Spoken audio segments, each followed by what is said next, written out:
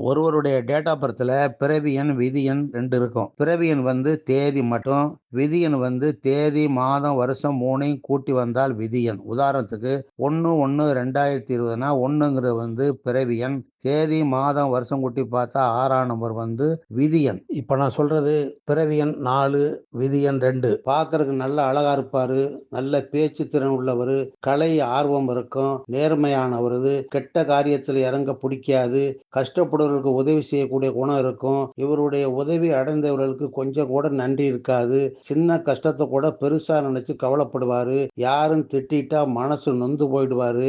மனசு ஒரு நாள் நல்லா இருக்கும், மறுநாள் குழப்பமா இருக்கும். முன்கோபம், பிடிவாத குணம் இருக்கும். கோபம் வந்தாலும் கொஞ்ச நேரத்துல மாறிடும். பிறருடைய பேச்சை கேட்க மாட்டாரு.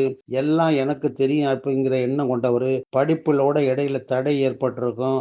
உலக அனுபவம் உள்ளவரு. கௌரவ குறைச்சலா பேசிட்டா வேலை வேண்டாம்னு தூக்கி போட்டு வந்துருவாரு. பைல்ஸ் கோளாறு, உடல் உஷ்ணம், வயிறு, முதுகு வலி, சளி தொந்தரவு ஏற்படும்.